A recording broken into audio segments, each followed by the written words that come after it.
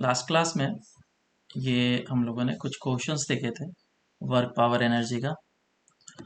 तो ये basic question है, सिंपल सिंपल से, जिसमें कांस्टेंट फोर्स के कारण से वर्क डन निकालना है हमें। टेंशन के कारण से, फ्रिक्शन के कारण से, नॉर्मल के कारण से वर्क वगैरह निकालने के लिए दिया जा सकता था। वेरिएबल फोर्स के कारण से भी वर्क दिया जा सकता है, वो जो कि हम लोग थोड़ी देर में पढ़ेंगे। तो अभी हम लोग पहले स्टार्ट करते हैं the relation between the kinetic energy and momentum. ठीक है, हालांकि तुम लोग को पता होगा, लेकिन फिर भी इस पे एक बार काम कर लेते हैं क्योंकि ये रिलेशन जो है आगे यूज होता है। Relation between kinetic energy and momentum.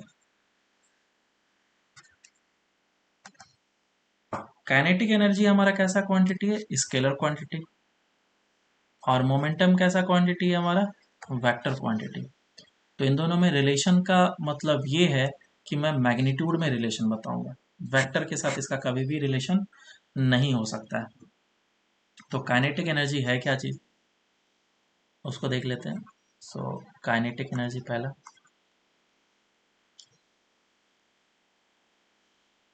Kinetic energy किसी भी पार्टिकल का जो काइनेटिक एनर्जी है वो हम लोग किस तरीके से डिफाइन करते हैं। लेट्स से एक बॉडी है और ये आगे की डायरेक्शन में v वेलोसिटी से जा रहा है, तो इसके पास ढेर सारे पार्टिकल्स होंगे, और जितने सारे पार्टिकल्स हैं सभी की वेलोसिटी क्या होगी? v होगी। तो ये जितने भी छोटे छोटे पार्टिकल्स हैं उन सभी का एनर्जी का एडिशन, तो ये इसका काइनेटिक एनर्जी कहलाएगा।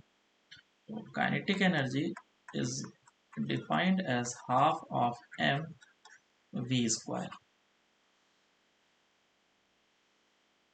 where m is the mass and v is the velocity।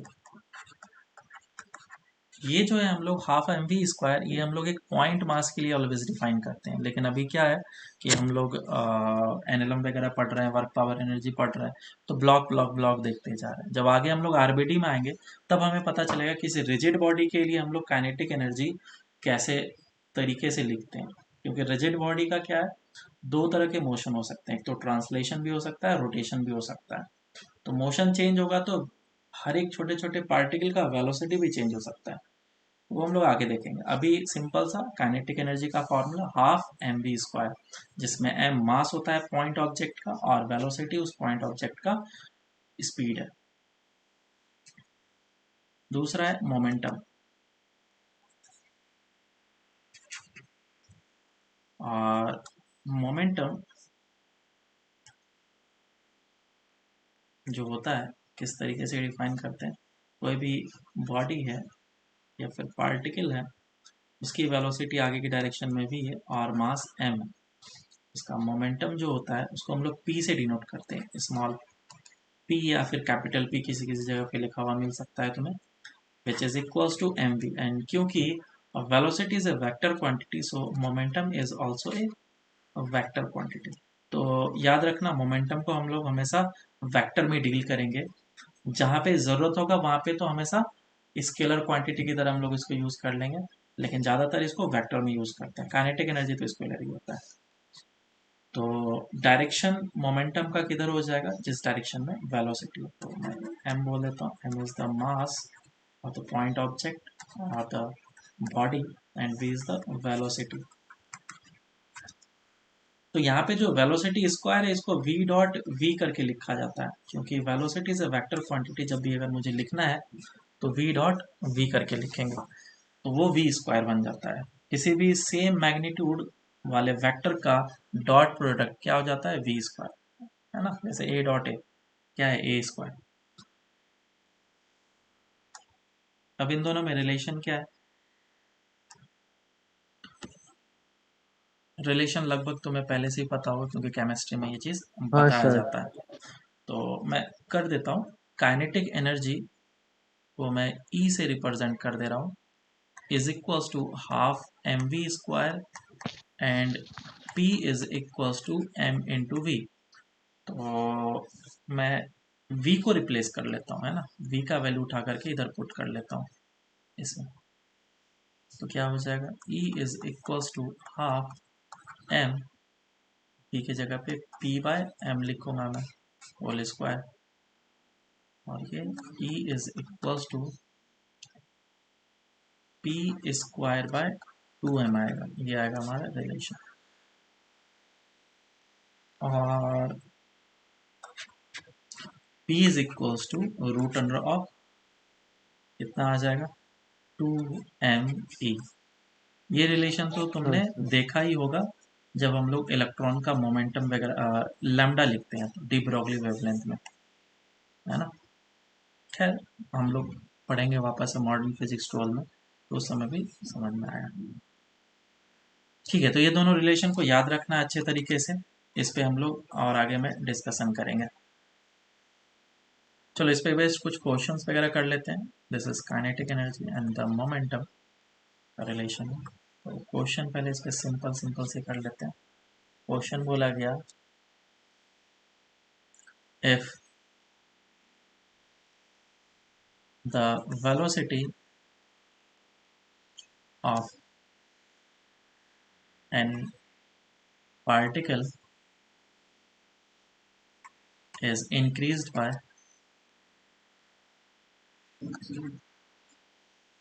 25%, then find the increase percentage increase and find the percentage increase in its kinetic energy and momentum। Solve करो, बहुत ही simple question दिया मैंने।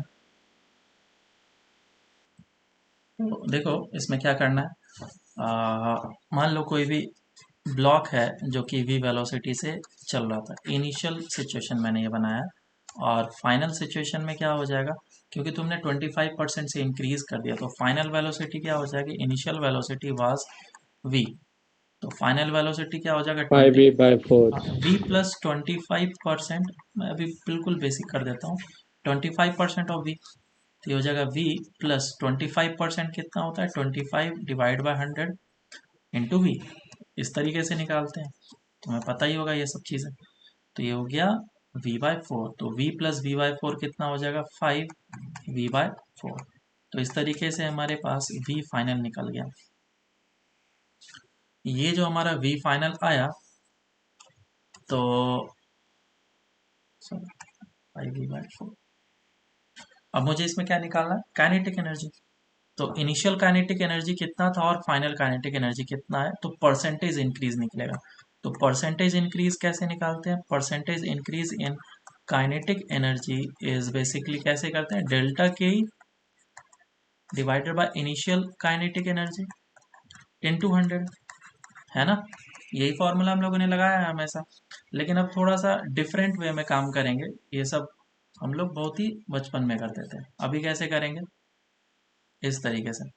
Initial kinetic energy कितना है, half m v square है, बराबर।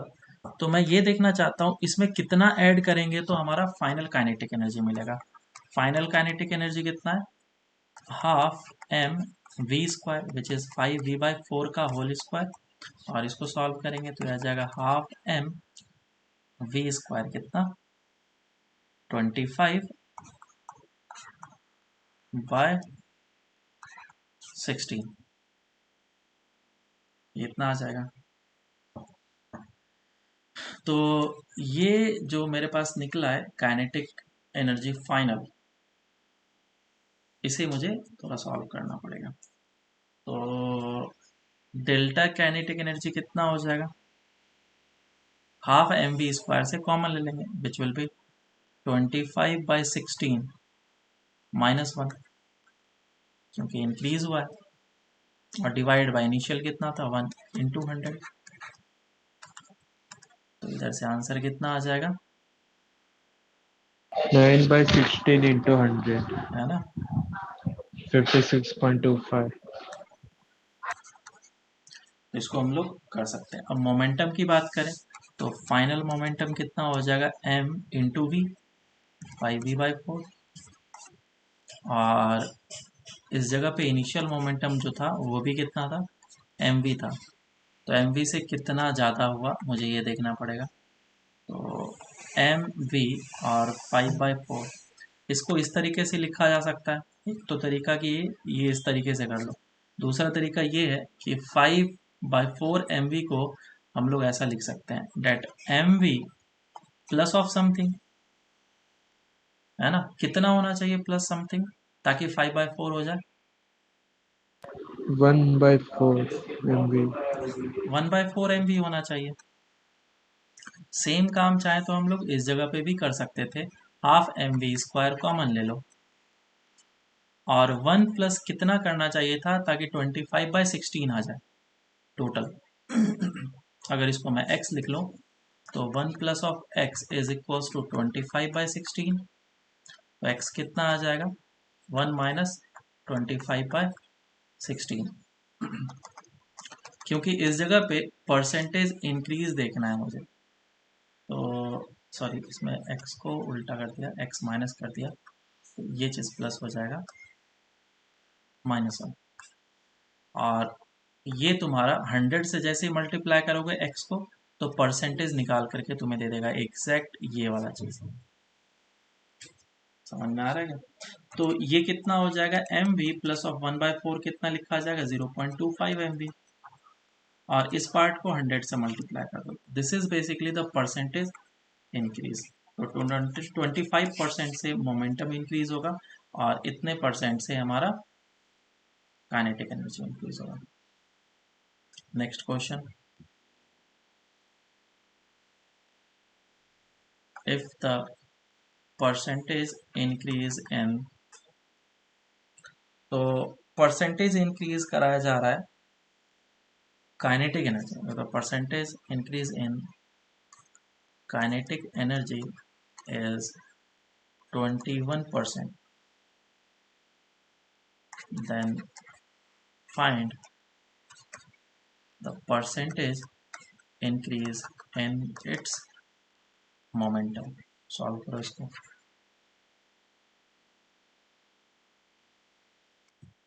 Question में 21% से इंक्रीज कराया गया, तो सेम ब्लॉक मैंने ले लिया और ब्लॉक को मैंने v वेलोसिटी दे दिया, और इस जगह पे इनिशियल काइनेटिक एनर्जी लिख लेता हूँ which is mv², half mv², और इनिशियल मोमेंटम लिख लेता हूँ। इनिशियल मोमेंटम हो जाएगा सिर्फ mv, सो इनिशियल मोमेंटम है हमारा mv, और इसकी वेलोसिटी कुछ होगी, मुझे नहीं पता, और इसकी काइनेटिक एनर्जी ज़रूर इंक्रीज हो गई है।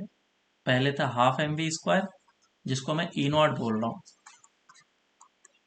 तो अब कितना एनर्जी हो चुका है? 21% से इंक्रीज, तो 0.21 E0 which will be equals to 1.21 E0। तो पोटेंशियल सॉरी P मतलब कि मोमेंटम जो फाइनल होगा वो कितने परसेंट से इंक्रीज होगा। तो देखो इसमें रिलेशन क्या लिखा जा सकता है P0 और E0 में, that E0 is equals to P0 का स्क्वायर डिवाइड बाई 2m, और इस जगह पे क्या रिलेशन लिखा जा सकता है, that EF will be equals to PF का square divide by 2m। This is first equation and this is second equation, और इन दोनों इक्वेशन को क्या कर लो, डिवाइड कर लो। तो EF upon E0 is equals to PF square upon P0 का स्क्वायर। तो EF का वैल्यू पुट कर लो, ये जो निकाला है, और E0 का वैल्यू पुट कर लो। E0 तो कैंसिल आउट हो जाएगा, तो बचेगा 1.21, और P0 स्क्वायर आएगा इज इक्वल्स टू PF का स्क्वायर। तो इधर से PF कितना आ जाएगा? PF will be equals to, बोलो ये कितना है? 1.21, मतलब कि 1.1 हाँ 1.1 P0। 1.1 P0। अब वापस से हम लोग इसको बोल सकते हैं कि ये क्या है, P0 प्लस 0.1 P0 है, तो this much is the percentage increase. 0.1 को 100 से मल्टीप्लाई कर लो, तो 10% से इंक्रीज हुआ है मोमेंटम में। समझ में आया क्या?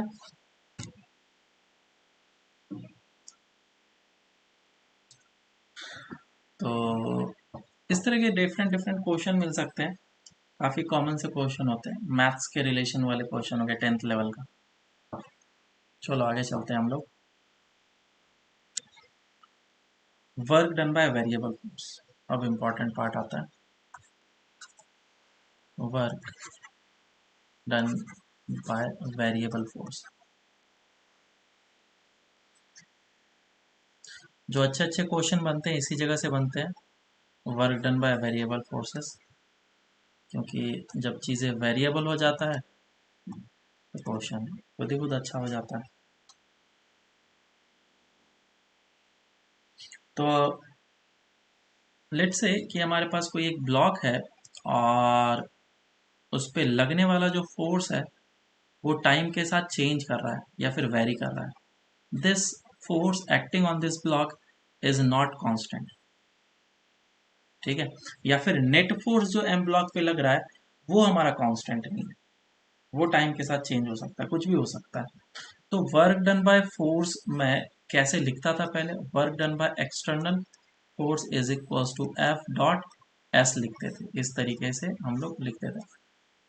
लेकिन क्योंकि अब फोर्स हमारा कांस्टेंट नहीं है तो मैं ये फॉर्मूला नहीं लगा सकता हूँ, ओनली फॉर कांस्टेंट फोर्स।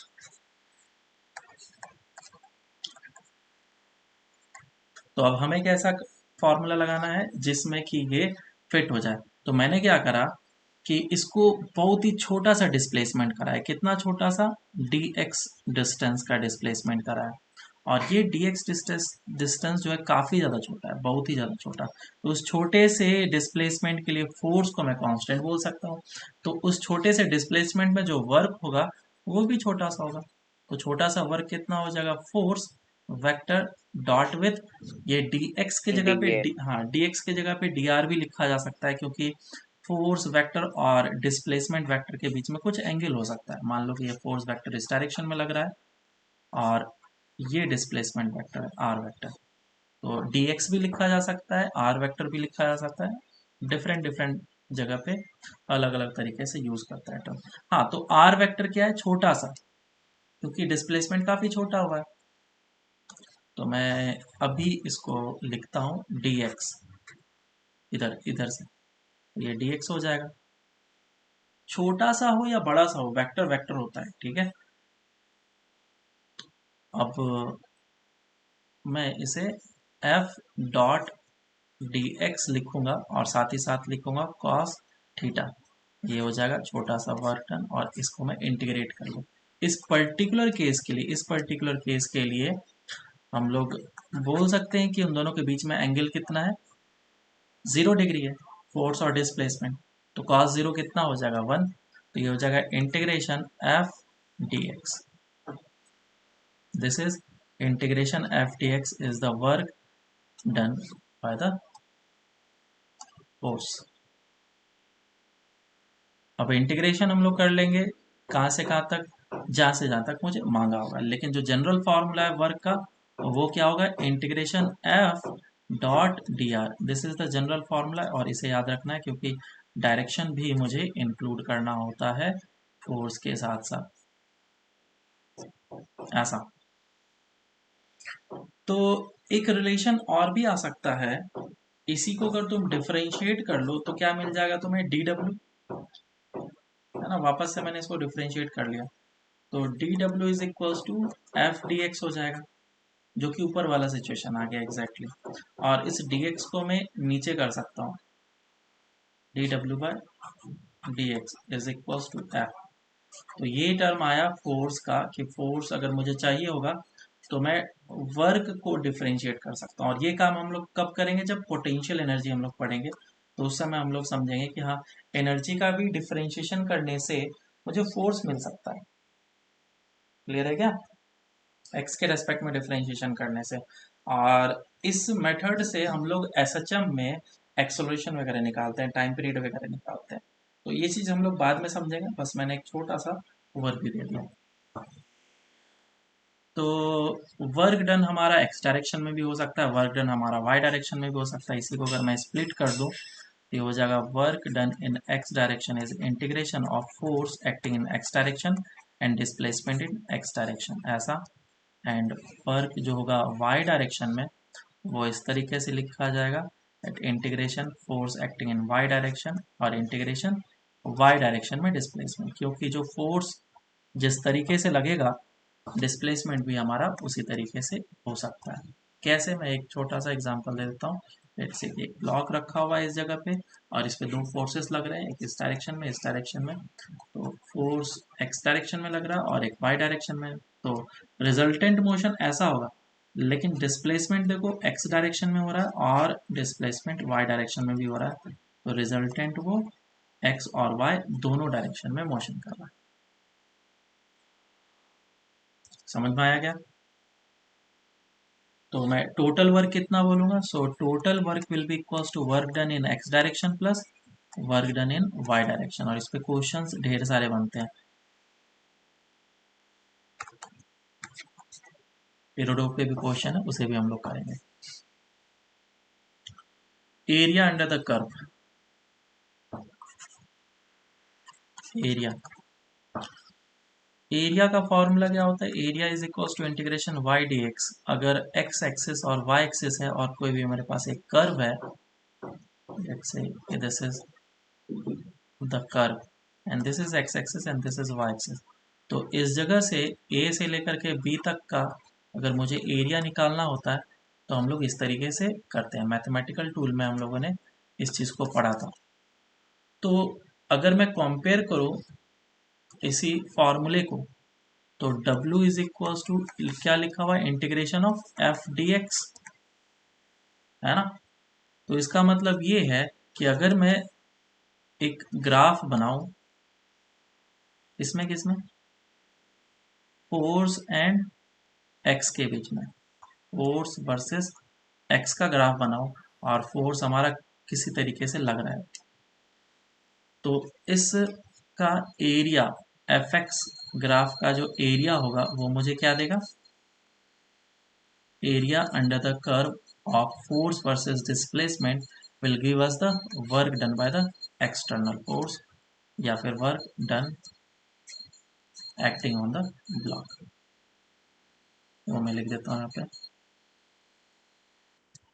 तो area under the curve of force versus displacement gives us the work done by the force। तो देखो एफ एक्स का कर्व हम लोगों ने देखा, उसका एरिया क्या देता है वो भी देख लिया। अगर एफ टी का कर्व होगा तो उसका एरिया क्या देगा, मैं वो भी दिखा देता हूँ। अगर तुम्हारे पास एक फोर्स है और वर्सेस टाइम का कर्व कुछ इस तरीके से दिया गया है, हमेशा देखा करो कि तुम्हें कर्व किस चीज़ का मिला है, उसके हिसाब से तुम्हें एरिया पता करना होगा और उसका एरिया ही तुम्हें वो चीज़ देगा। तो ये मुझे वर्क दे रहा है, इसका एरिया क्या देगा बोलो? अगर मैं एफ टी का एरिया निकालो तो इंटीग्रेशन एफ डी टी क्या है, कुछ याद आ रहा है क्या? क्या फोर्स इज, मोमेंटम। हाँ, force is equals to d p by d t होता है? बिल्कुल होता है। तो d p is equals to क्या हो जाएगा? हाँ सॉरी, इंटीग्रेशन नहीं यहाँ लगेगा, d p is equals to हो जाएगा एफ डी टी। और इसी को इंटीग्रेट कर लो दोनों साइड, तो ये क्या दे देगा तुम्हें? Delta p is equals to integration F d t. तो हमेशा याद रखना कि एफ और टी का जो एरिया होगा वो तुम्हें चेंज इन मोमेंटम देगा, सिर्फ मोमेंटम नहीं देता। So this will give us the change in momentum, change in momentum. Okay sir. या फिर फोर्स को तुम मास से डिवाइड कर लो तो क्या मिल जाएगा तुम्हें? एक्सेलरेशन वर्सेस टाइम ग्राफ, है ना? एक्सेलरेशन वर्सेस टाइम ग्राफ, तुम अब रेक्टिलिनियर मोशन में चले जाओ, उससे भी तुम चाहो तो चेंज इन वेलोसिटी निकाल सकते हो, और मास से मल्टीप्लाई कर लिया तो चेंज इन मोमेंटम निकल गया। तो इस चीज़ को याद रखना है। चलो अब इसके बेस्ड क्वेश्चन करते हैं। कौन कौन से फॉर्मूले तुम्हें याद रखना है? पहला तो ये फॉर्मूला याद रखना है, इंपॉर्टेंट है, बहुत जगह पे यूज़ करते हैं। दूसरा ये फॉर्मूला याद रखना है, और तीसरा ये वाला, ठीक है? हर एक सिमिलर फॉर्मूले हैं, हर एक ही जैसा फॉर्मूला दिख रहा है तुम्हें, इतना याद रखना। क्वेश्चन करते हैं इस पर। क्वेश्चन ऐसा है कि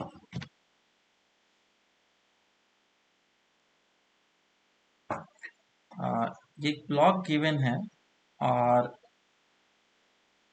इसके ऊपर एक फोर्स लग रहा है, ठीक है। तो फोर्स इस तरीके से लग रहा है,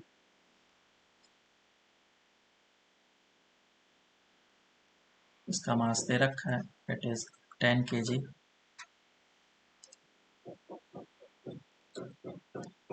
और force as a function of time दिया हुआ है, कुछ ऐसा। Force as a function of time का कर्व कुछ ऐसा दिया हुआ है।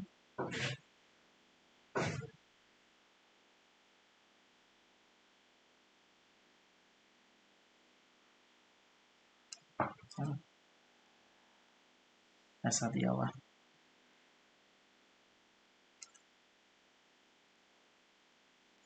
ये t है is equals to 2 second and this is 10। ये एंगल 37 दे रखा है, ठीक है। फ्रिक्शन लेस सरफेस है और मतलब भी नहीं है, होता भी तो। पूछा गया find mu is equals to 0 दे देता हूँ, find the work done bye f for t is equals to 2 second. Easy question हम लोग बाद में करेंगे, पहले अच्छे क्वेश्चन कर लेते हैं। तो इस जगह पे तुम्हें फोर्स वर्सेस टाइम का दिया है, मैं सोचा पहले फोर्स वर्सेस डिस्प्लेसमेंट कर देता हूँ, काफ़ी आसान हो जाता क्वेश्चन, सिर्फ एरिया निकालना था। लेकिन जब फोर्स वर्सेस टाइम का तुम्हें ग्राफ मिला तो तुम्हें उसके लिए कैसे वर्क निकालना है। तो इस ब्लॉक के ऊपर जो फोर्स लग रहा है वो इस डायरेक्शन में लग रहा है और उसका कंपोनेंट जो है वही सिर्फ एक्सलेट कराएगा, परपेंडिकुलर डायरेक्शन का कंपोनेंट कभी भी मूव नहीं कराएगा, तो उससे मुझे कोई मतलब होना नहीं चाहिए। तो ये बन जाएगा एफ कॉस थीटा। लेकिन ये जो फोर्स है वो कैपिटल एफ, अगर मैं as a function of time निकालना चाहूँ तो वो कैसा निकलेगा, 5t, t is equal to 1 second पे 5 यूनिट से बढ़ गया, t इज इक्वल टू 2 पर 10 आ रहा है, तो f is equal to 5t, हमारा f as a function of time निकल चुका है। तो ये जो फोर्स है इसको एक्सेलरेट कराने की कोशिश करेगा और वर्क का फॉर्मूला क्या होता है, इंटीग्रेशन f डॉट dx, आया ना, हाँ ठीक dx है। टाकला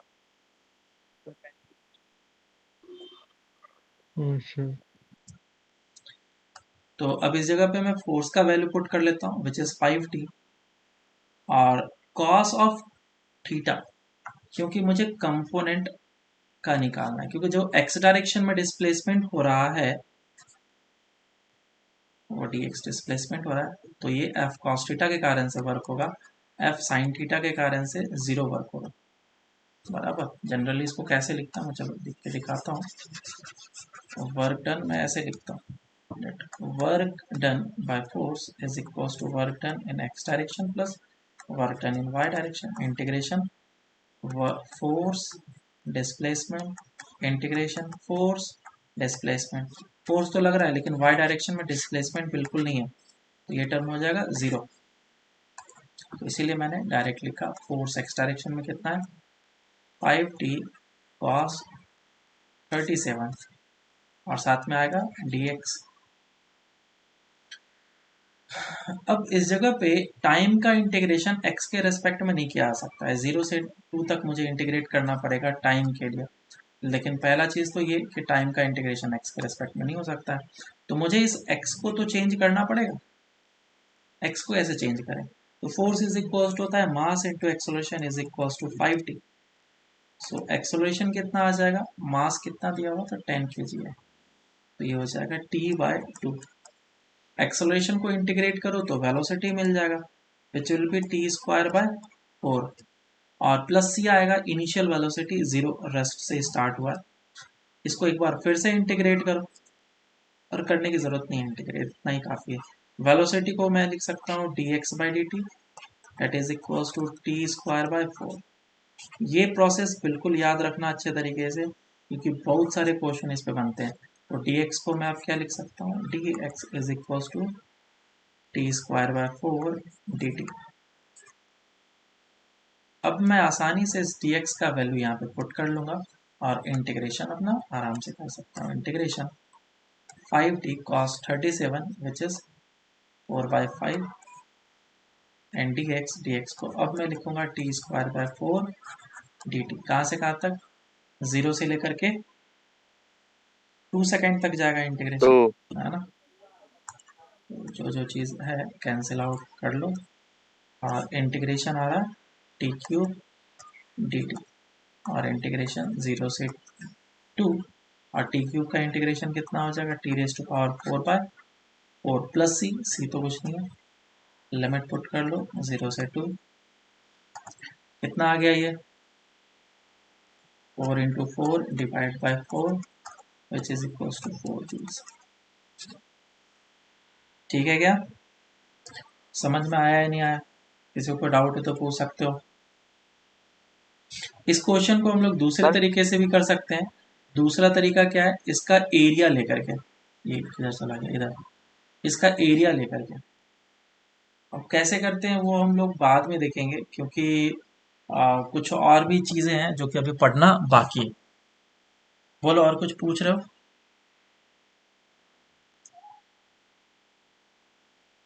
पूछना है किसी को कुछ।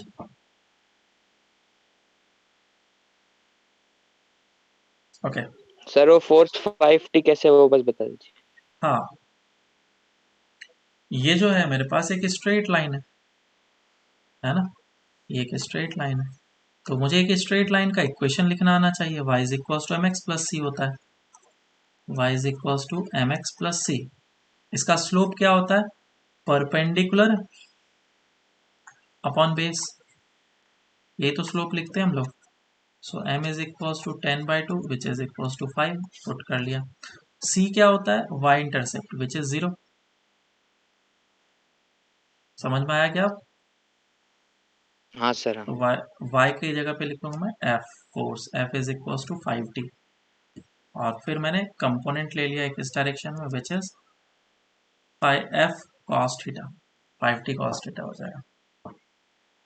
क्लियर। Yes sir. ओके, अब इसी क्वेश्चन कर लेते हैं। Okay sir. तुमने क्या किया था, सर मैंने इससे मोमेंटम निकाल दिया और फिर वो p²/2m कर दिया। कांस्टेंट नहीं है ना, कांस्टेंट होता तो तुम सोच भी सकते थे, वो भी फाइनल काइनेटिक हाँ एनर्जी सर। निकलता। उससे फिर क्या करते हैं, वर्क नहीं चाहिए ना मुझे। नहीं, हाँ वो मतलब काइनेटिक एनर्जी निकलता बट पोटेंशियल 0 होगा ना, हाइट 0 है तो।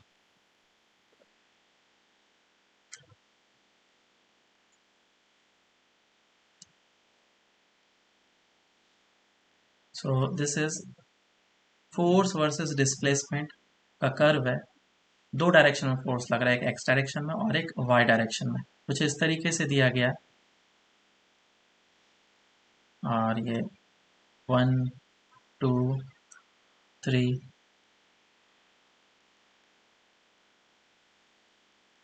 और ये ग्राफ कुछ ऐसा है, और एक्स डायरेक्शन में कुछ इस तरीके से गिवन है, 1 2 3 4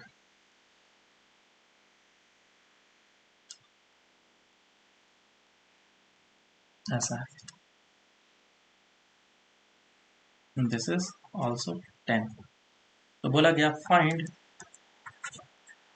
the work done,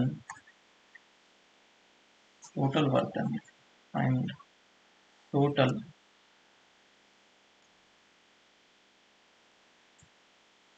work done by the forces on the 10 kg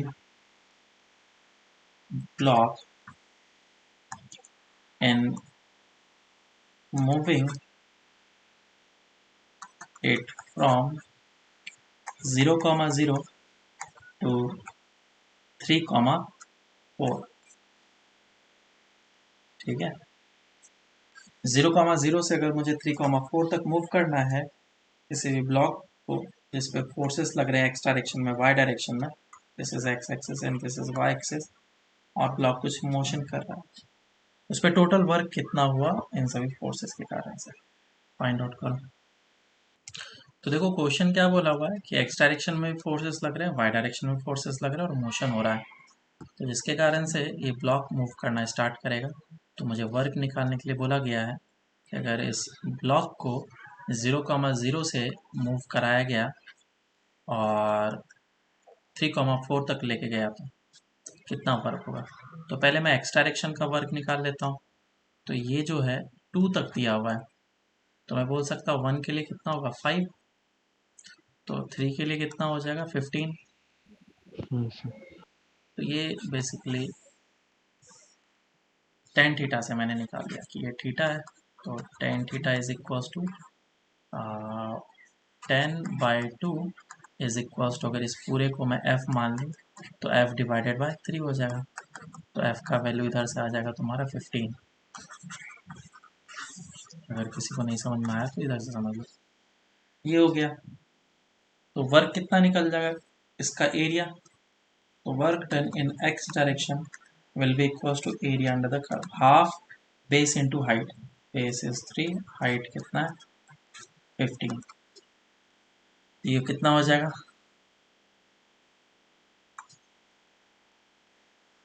45/2 joules। अब वर्क डन इन हम लोग y डायरेक्शन देख लेते हैं। तो हमें पता है कि पॉजिटिव वर्क भी होता है और नेगेटिव वर्क भी होता है। तो एक्स एक्सिस या फिर वाई एक्सिस के ऊपर वाला जो भी एरिया होगा उसे पॉजिटिव वर्क एज्यूम करा जाएगा और उसके नीचे वाले को नेगेटिव। तो ये पॉजिटिव वर्क होगा और ये नेगेटिव वर्क होगा। तो मुझे ये टोटल एरिया निकालना है कितना होगा।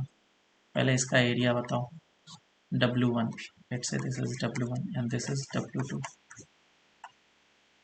ये वैल्यू कितना है 10 है, ये एंगल थीटा, तो ये भी एंगल थीटा। और वैल्यूज की बात करें तो this is 1 and this is 4, this is 4 and this is 1। तो यहाँ से यहाँ तक का डिस्टेंस कितना है, डेट इज 3। तो टेन थीटा देखो कितना है, tan theta is equals to 10/1 is equals to, अगर मैं ये पूरा का पूरा लेंथ f मान लूँ तो f डिवाइडेड बाई 3 हो जाएगा। सो f इज इक्वल्स टू 30। तो ये जो है 30 न्यूटन आया माइनस में।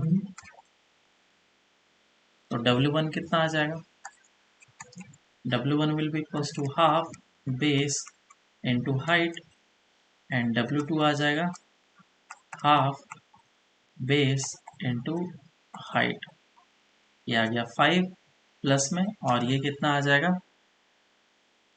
45 माइनस में। So work done in Y direction कितना हो जाएगा, 5 माइनस कर लो, minus of 40 joules.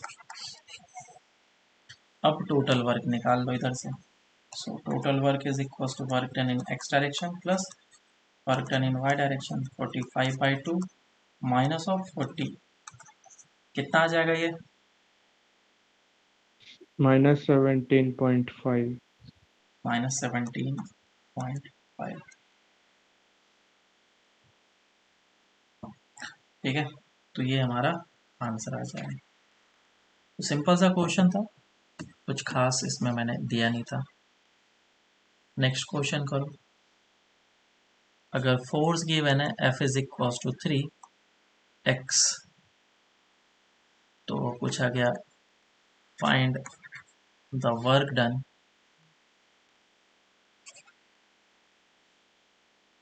In moving it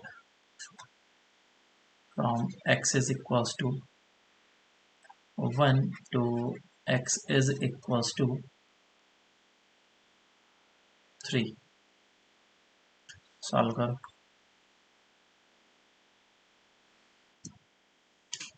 question में सिंपल सा दिया गया है कि वर्क निकालना है और हमें पता है वर्क का फॉर्मूला होता है integration F d x, force का वैल्यू पुट कर लो डेट इज 3x, और ये आ जाएगा dx, और इसका इंटीग्रेशन फ्रॉम 1 से लेकर के 3 तक कर लो। ये 3 कांस्टेंट है, बाहर निकल गया, एक्स स्क्वायर बाई 2 आ जाएगा, और लिमिट जाएगा 1 से लेकर के 3 तक।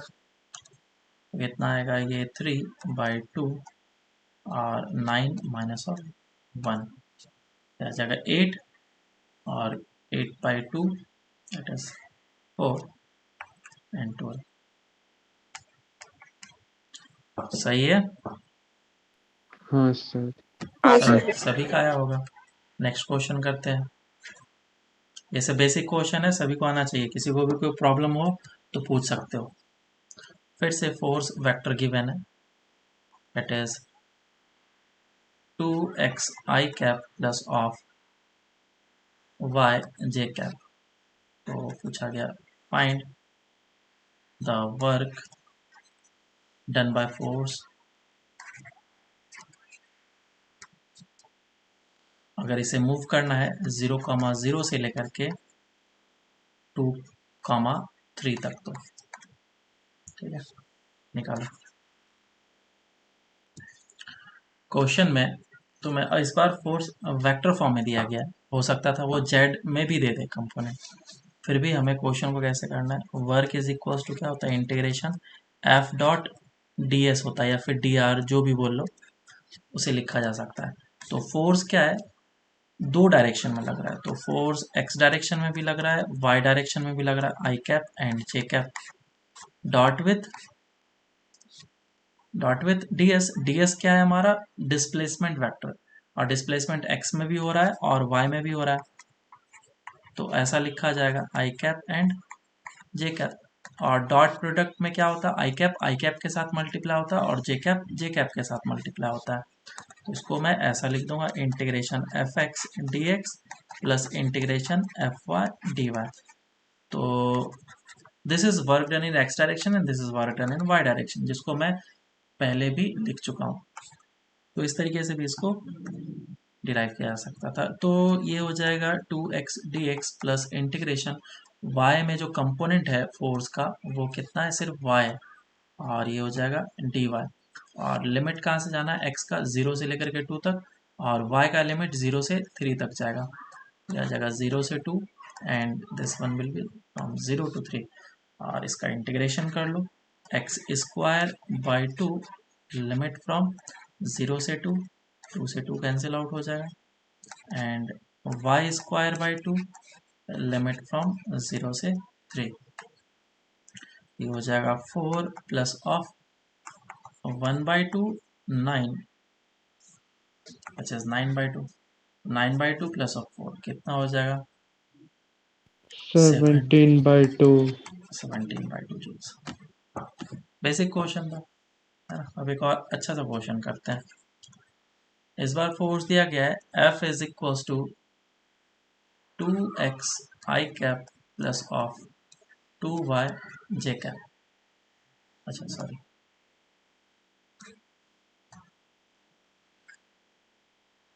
ऐसा, find the work done by force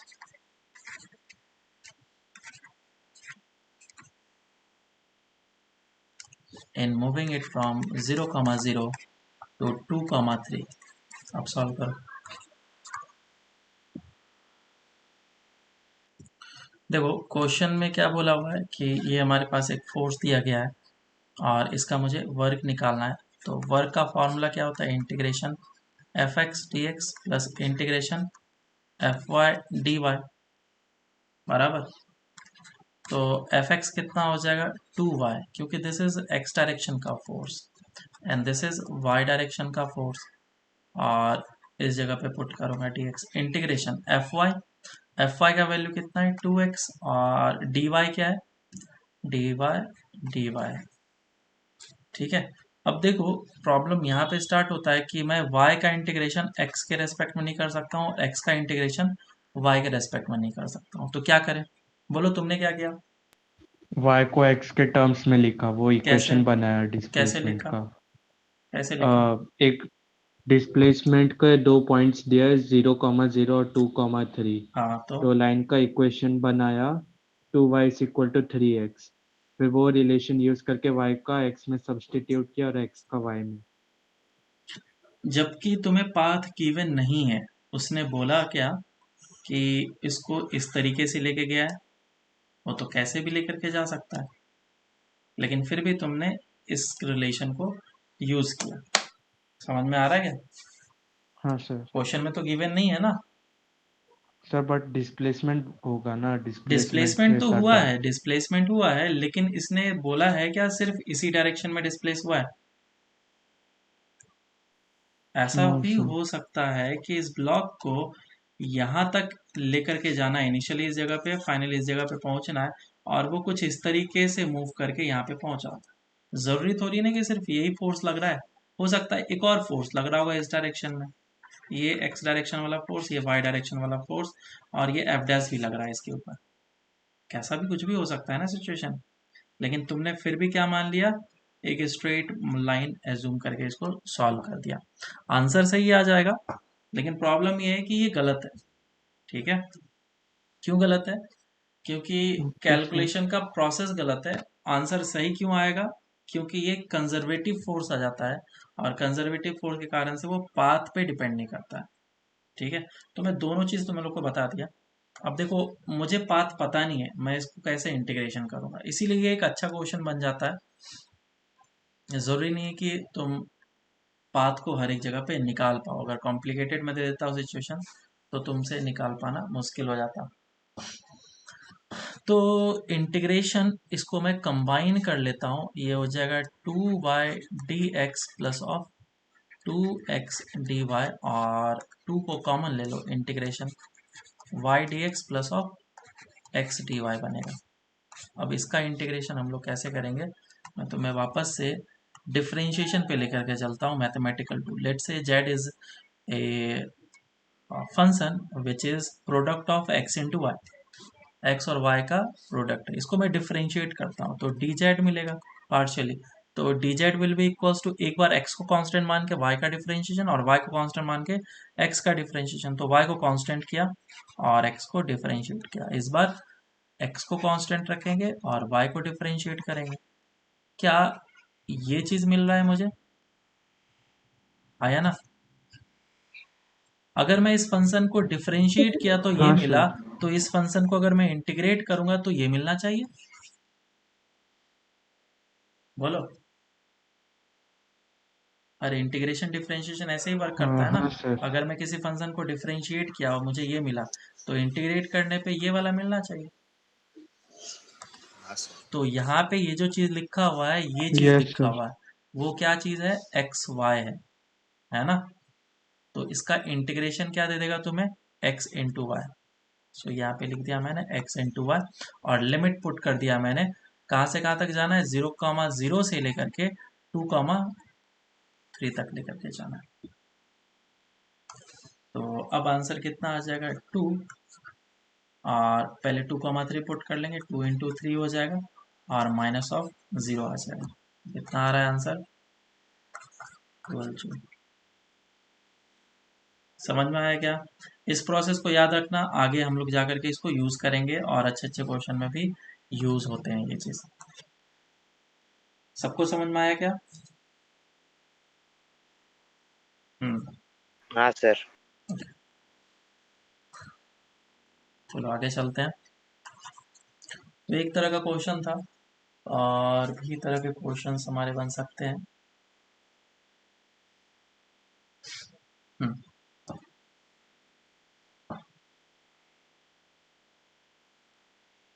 work done by variable force. तो तुम्हारे फोर्स जो है वेरिएबल हो सकता है, तो उसके लिए एक इक्वेशन दिया गया है कि let say velocity is equals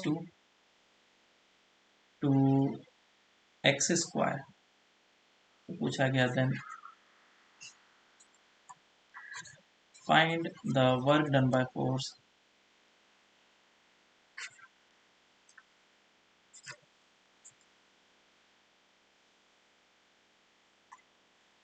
for t is equals to 0 to t is equals to 2 second.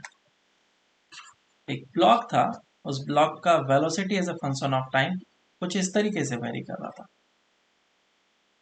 ठीक है। तो बोला गया कि t इज इक्वल्स टू 0 से लेकर के 2 सेकेंड तक के लिए अगर ब्लॉक मूव करता है तो बताओ वर्क कितना होगा जो भी फोर्स उस पर लग रहा होगा। चलो सॉल्व करते हैं। देखो इस क्वेश्चन में v is equals to 2x² दिया गया है, तो वर्क का फॉर्मूला क्या होता है, work is equals to integration f dx, और फोर्स क्या होता है, मास इंटू एक्सलेशन। तो फोर्स कैसे निकलेगा, मास इंटू एक्सलेशन से मास 1 दे रखा है, एक्सलेशन कितना है, एक्सलेशन के लिए मुझे उस वेलोसिटी को डिफरेंशिएट करना पड़ेगा। v is equals to 2x² है, इसको x के रेस्पेक्ट में डिफरेंशिएट कर लो, dv बाई dx मिलेगा which will equals to 4x। तो एक्सलेशन होता है v dv बाई dx, और वेलोसिटी तुम्हारा है 2x² और dx कितना है, सॉरी dv बाई dx कितना है 4x, तो ये हो जाएगा 8x³। तो इधर से आ जाएगा 8x³, तो इधर से फोर्स निकल गया, इंटीग्रेशन 8x³ dx, और जब मैं इसको इंटीग्रेट करूंगा तो इंटीग्रेट करने पे कितना आ जाएगा 8x⁴ डिवाइड बाय 4, तो ये आ जाएगा 2। तो 2 को बाहर निकाल लो और ये x⁴। अब मुझे लिमिट भी पुट करना पड़ेगा, है ना, लेकिन यहाँ पे मुझे टाइम दे रखा है 0 से लेकर के 2 तक जाना है, तो मुझे इसको x में कन्वर्ट करना पड़ेगा। This will be the initial x and this will be the final. Final कितना होगा ये निकालना है मुझे। कैसे निकाले, तो उसको निकालने के लिए तुम x as a function of time जब तक नहीं निकालोगे तब तक निकलेगा नहीं, तो इसको मुझे इंटीग्रेट करना पड़ेगा। वेलोसिटी को लिख सकते हैं हम लोग dx by dt is equals to 2x², और dx को नीचे डाल दो, x² is equals to dt, है ना। अब इसमें लॉग इंटीग्रेट कर लो, तो इंटीग्रेशन करेंगे तो कितना आ जाएगा, बोलो। जब टाइम t था और ये प्लस ऑफ c आ जाएगा, y is equals to mx plus c kind of dx 1/x² है ना, x⁻² +1 करना पड़ता है, which is equals to -x⁻1 minus of 1/x,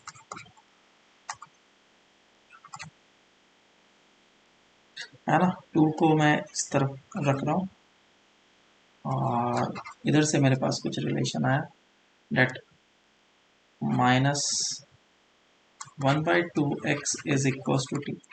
अब इसमें थोड़ा सा प्रॉब्लम है, क्योंकि इनिशियल जब तक मैं वैल्यू नहीं दूंगा तब तक ये हमारे पास डेटा या फिर आंसर सही से नहीं आएगा। तो x को मुझे किसी जगह से स्टार्टिंग पॉइंट यहाँ पे एक इनिशियल कंडीशन देना था, जिसमें r से होता या फिर 1 से होता या 2 से होता, कहीं से होता, तो किसी भी जगह से होता, तो ये टर्म हमारा पॉजिटिव मिलता, ठीक है। तो इसको अगर मान लो कि a से लेकर के x तक लेकर के जाना है, तो लिमिट पुट करना पड़ता है मुझे इसमें a से x, तो ये कितना आ जाता, पहले अपर लिमिट तो -1/x और फिर प्लस ऑफ 1/a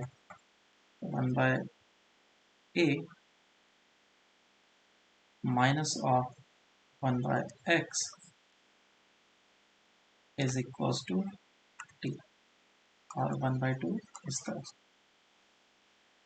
अब इस जगह पे टाइम पुट करो, और टाइम का वैल्यू पुट करने पे इनिशियल एंड फाइनल x का वैल्यू मैं इस जगह पे पुट कर सकता हूँ और हमारा आंसर आ जाएगा, ठीक है।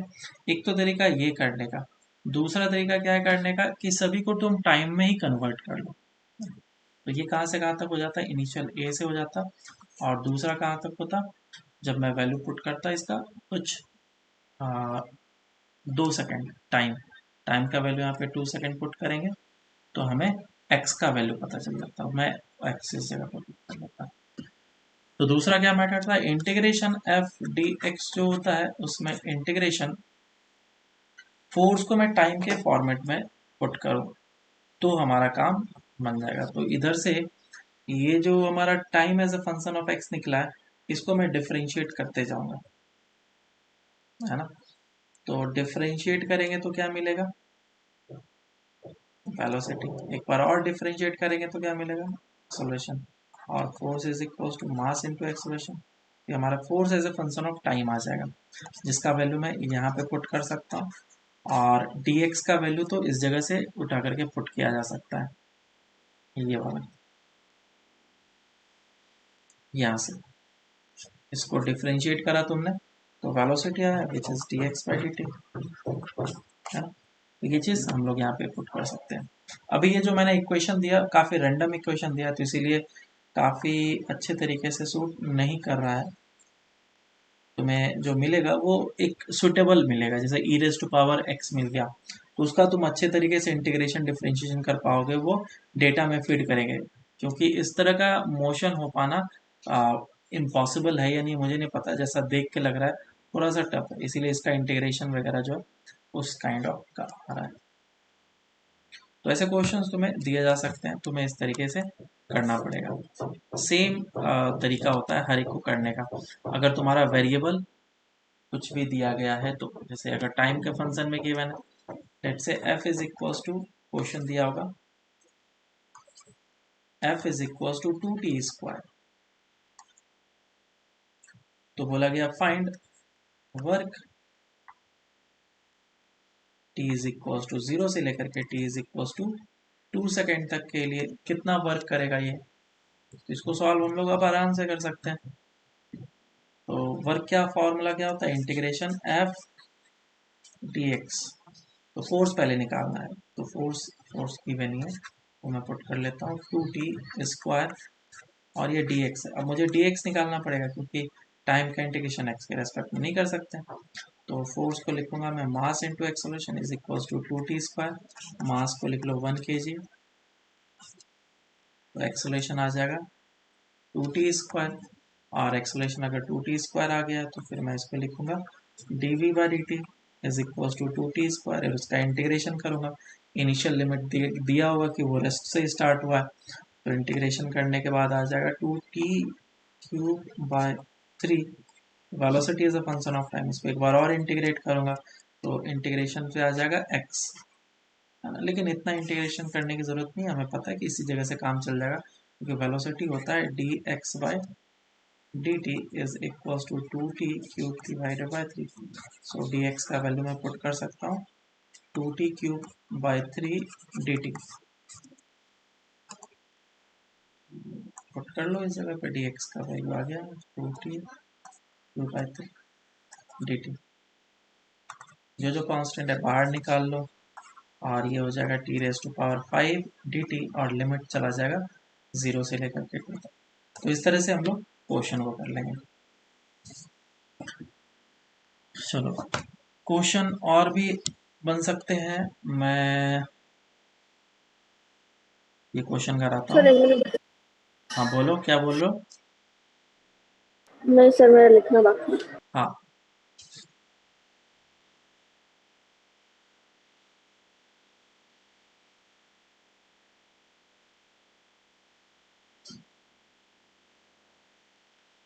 तो क्वेश्चन ऐसा है,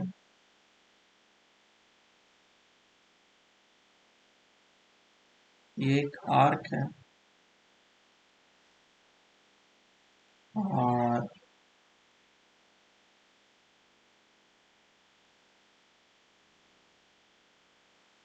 ब्लॉक जो है वो इस जगह पे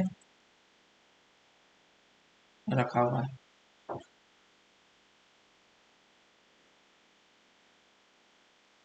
और इसे रस्सी से खींचा जा रहा है।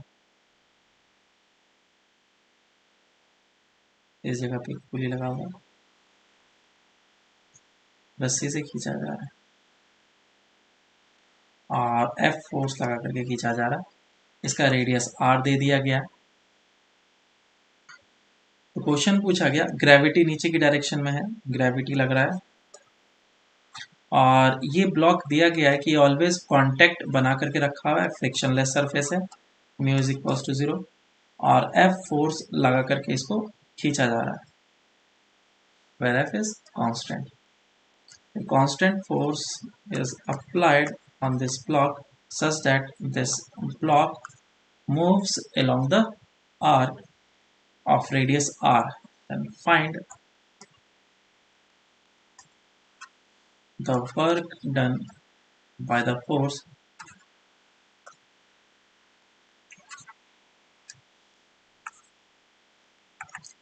if the block moves from A to B. अगर ब्लॉक A से B तक मूव करेगा तो कितना वर्क होगा F फोर्स के कारण से। सॉल्व करो इसको। इस जगह पे जो फोर्स लग रहा है वो कांस्टेंट लग रहा है, वो इस डायरेक्शन में लग रहा है ना। तो अगर मैं वर्क निकालना चाहता हूँ तो इस ब्लॉक के ऊपर देखूंगा, ये क्योंकि आर्क ऐसा है तो इस ब्लॉक के ऊपर किसी भी पर्टिकुलर एंगल पे लग रहा होगा, है ना। अब ये ऐसा हो गया होगा, पहले कैसा लग रहा था, ऐसा एंगल पे लग रहा था। तो एंगल निकाल पाना टफ है, उसके कारण से मैं कंपोनेंट नहीं निकाल पाऊंगा, क्योंकि जो हॉरिजॉन्टल डायरेक्शन में कंपोनेंट होगा सिर्फ वही फोर्स जो है उसको मूव कराएगा। अगर ये डायरेक्शन का फोर्स की बात करूं मैं, क्योंकि ये तो टेंशन लग रहा है ना, इस टेंशन का दो कंपोनेंट होगा, T cos theta and T sine theta. T sine theta कोई भी वर्क नहीं कराएगा, इसके कारण से वर्क होगा जीरो, जो भी वर्क होगा इसके कारण से होगा। तो मुझे ये चीज निकालना पड़ेगा, उसके बाद फिर मुझे इसको इंटीग्रेट करना पड़ेगा ओवर द सरफेस, जो कि थोड़ा टफ है। शॉर्ट ट्रिक में देखो क्या करना पड़ेगा, क्योंकि ये कांस्टेंट फोर्स लग रहा है और ये जो पॉइंट है, इस पॉइंट को तुम देखो अच्छे तरीके से, ये पॉइंट कितना डिस्टेंस ट्रेवल करेगा। वर्क का फॉर्मूला होता है फोर्स r डिस्प्लेसमेंट, फोर्स हमारा कांस्टेंट है तो फोर्स F लगेगा और डिस्प्लेसमेंट कितना होगा r√2। तो ये हमारा सिंपल वे में वर्क निकल जाएगा, ये हो जाएगा √2F है ना, ये 90 डिग्री है।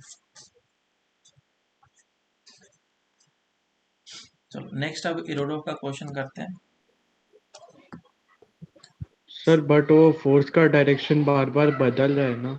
ये इसका डायरेक्शन बदल रहा है ना, इसका तो नहीं हाँ बदल रहा सर। है। ये जो फोर्स इस डायरेक्शन में लग रहा है इसका तो चेंज नहीं हो रहा है ना, और फोर्स है भी कांस्टेंट। हाँ सर। ऐसा क्वेश्चन तुम्हारे मॉड्यूल में होगा, एक्सरसाइज शीट में देख लेना, तो कर सकते हो उस तरीके से। हाँ सर। हाँ बोलो। सर वो T sine theta zero work क्यों करेगा। क्योंकि परपेंडिकुलर डायरेक्शन में है ना, डिस्प्लेसमेंट कैसा हो रहा है, ऑलवेज इस डायरेक्शन में टेंजेंशियल, और फोर्स लग रहा है इस हाँ डायरेक्शन हाँ में। हाँ हाँ सर।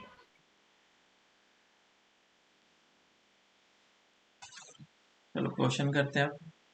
तो ये क्वेश्चन है रोडोव का, कुछ इस तरीके से दिया गया है कि एक प्लैंक है हमारे पास,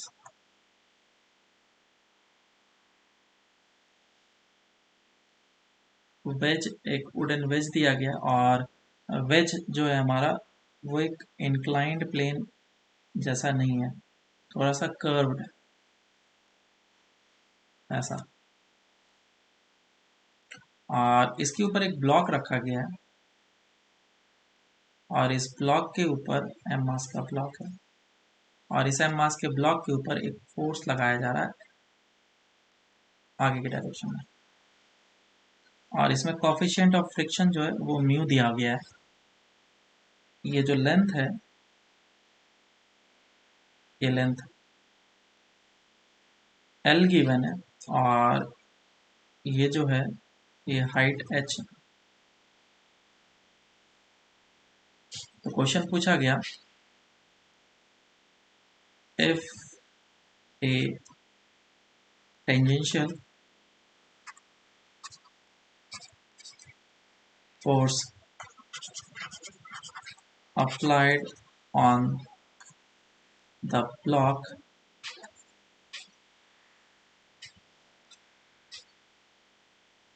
such that it moves from moves from A to B slowly, then find the work done by F। इस F फोर्स के कारण से तुम्हें वर्क निकालना है, कितना होगा अगर इस ब्लॉक को धीरे धीरे करके लेकर के A से B पॉइंट पर लेके गया तो। कोफिशिएंट ऑफ फ्रिक्शन म्यू दिया गया है, L लेंथ है और H हाइट है। काफी बढ़िया क्वेश्चन करो। इस जगह पे मैंने F दिया है, ये F गिवन नहीं है क्वेश्चन में, बेसिकली वो सिर्फ फोर्स लिखा हुआ है, F एक्सटर्नल। तो इस फोर्स के कारण से वर्क निकालना है। देखो क्वेश्चन कैसे करेंगे, ये जो वेज है वो कर्व्ड है, इसका मतलब जो एंगल होगा वो बार बार चेंज होते जाएगा,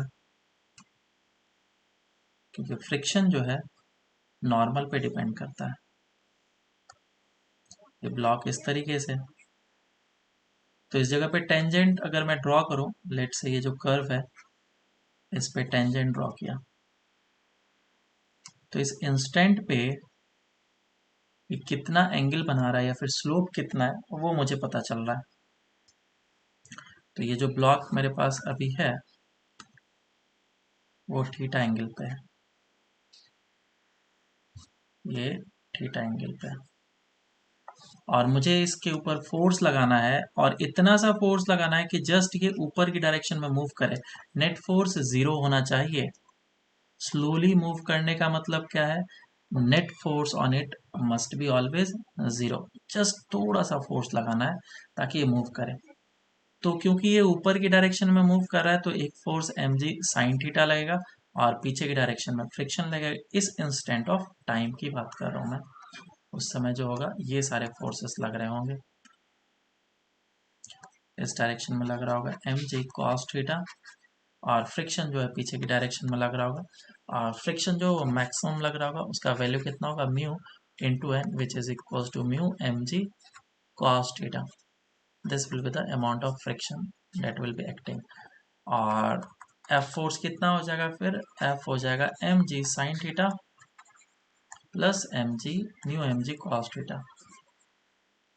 इतना फोर्स जो है वो रिक्वायर्ड होगा ब्लॉक पे लगते रहे ताकि वो आराम से ऊपर की डायरेक्शन में मूव कर सकता है। क्योंकि एंगल चेंज होगा जैसे जैसे ब्लॉक हमारा ऊपर चढ़ते जाएगा, कर्व चेंज होते जाएगा, वैसे वैसे हमारा एंगल चेंज होते जाएगा, और एंगल चेंज होगा तो उसके कारण से फोर्स भी चेंज होगा। तो मुझे कैसे करना चाहिए, तो वर्क का फॉर्मूला क्या होता है, W is equal to integration F dot d x. W is equal to integration F dot d x होता है, लेकिन यहाँ पे मोशन सिर्फ x डायरेक्शन में नहीं हो रहा है, x में भी हो रहा है और y डायरेक्शन में भी हो रहा है। तो मैं इसको बेटर है कि ds लिखूं, और इसको मैं ऐसे करके लिखूंगा। तो फोर्स एक x डायरेक्शन में लगेगा, फोर्स y डायरेक्शन में लगेगा, तो ये जो हो जाएगा ds को मैं लिख सकता हूँ क्या, ds क्या है हमारा, दो डायरेक्शन में डिस्प्लेसमेंट हो रहा है, तो दिस इज ds, एंड उसका जो डिस्प्लेसमेंट होगा एक x डायरेक्शन में होगा और एक y डायरेक्शन में होगा। समझ में आ रहा है क्या ये चीज, और ये कितना एंगल होगा, थीटा एंगल होगा। तो dx को क्या लिख सकता हूं मैं, dx is equals to ds cos theta, और dy कितना लिख सकता हूं मैं, dy is equals to ds sin theta. हाँ या ना, बोलो, ये चीज समझ में आया सबको? हाँ सर। हाँ सर। ये सबसे इम्पोर्टेंट पार्ट है। अगर ये चीज किसी ने कैच किया तो ही तुम आगे बढ़ पाओगे, अदरवाइज तुम कितना भी हाथ पैर मार लो आंसर नहीं आने वाला है। तो इधर ये दोनों वेक्टर फॉर्म में थे, मैं जानता हूं कि जिस डायरेक्शन में फोर्स होगा उसी डायरेक्शन में भी डिस्प्लेसमेंट भी होगा, तो angle between them is basically 0। ये हो जाएगा एफ डी एस, और फोर्स का वैल्यू पुट कर लेता हूं मैं, which is M G sine theta. एक मिनट,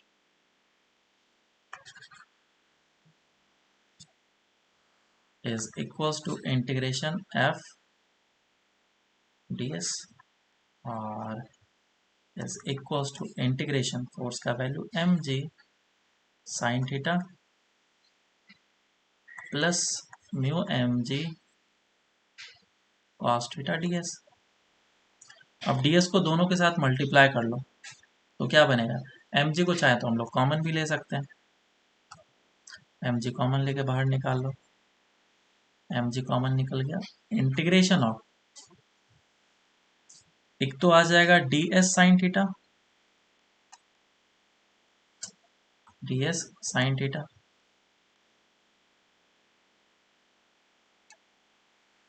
और एक क्या आ जाएगा plus mu M g constant है बाहर निकल जाएगा, integration d s cos theta. दिख रहा है कि अब क्या चीज किसको पुट करना चाहिए, डी एस साइन थीटा क्या पुट कर सकते हैं हम लोग, d y, D y, dy और डी एस कॉस थीटा क्या पुट कर सकते हैं हम लोग, डी डी एक्स। तो देखो अब क्वेश्चन आसान हो गया, इसको मैं लिखूंगा equals to integration m g d Y,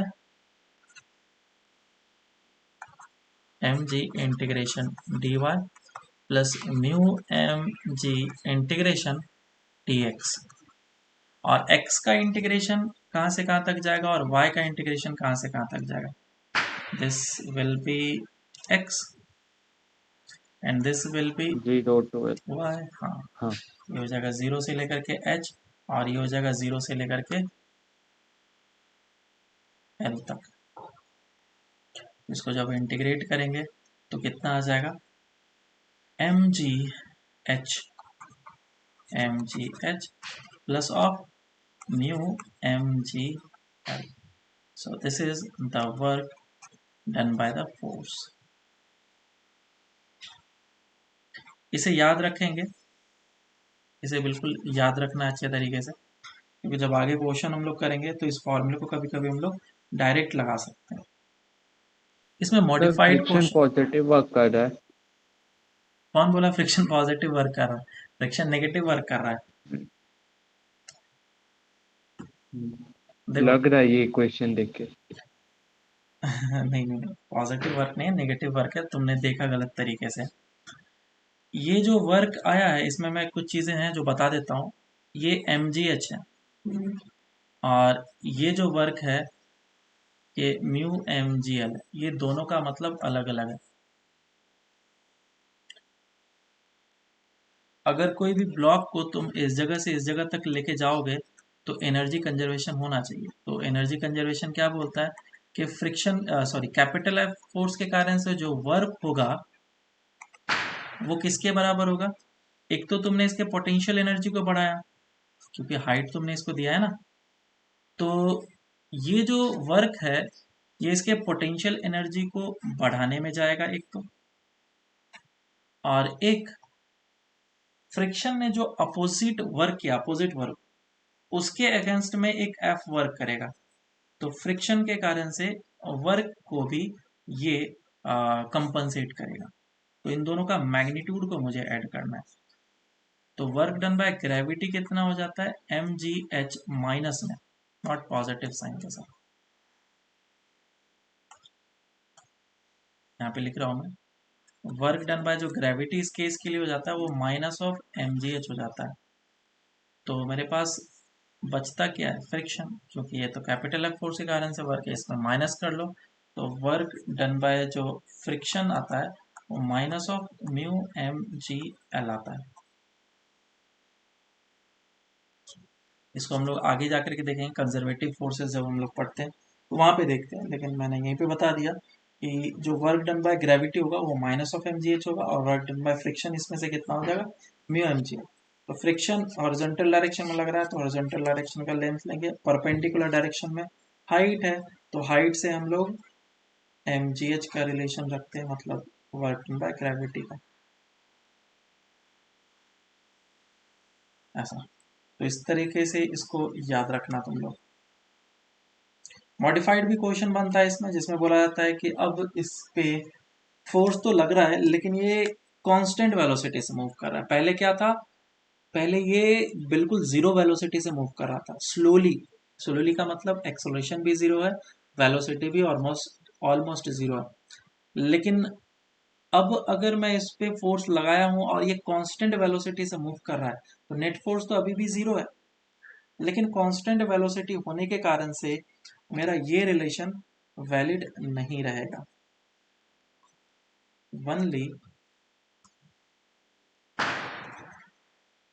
only if the block is moved slowly। बहुत जगह पे ये बात नहीं बताया जाता है, आधे आधी बातें बताते हैं वो लोग। only if the block is moved slowly। बहुत सारे लोग समझते हैं स्लोली का मतलब बस इतना है, नेट फोर्स जीरो।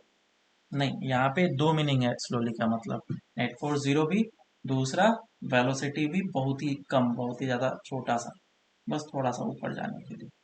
अगर वेलोसिटी आ गया कांस्टेंट है तो भी नेट फोर्स जीरो है, लेकिन उस केस में ये वर्क नहीं होगा। चलो आगे चलते हैं हम लोग। अब हम लोग करते हैं that is work work done bye spring force.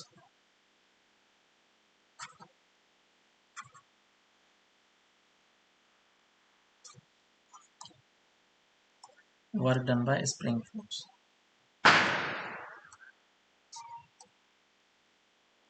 Hello sir, हाँ बोलो। लेक्चर कितने बजे तक है?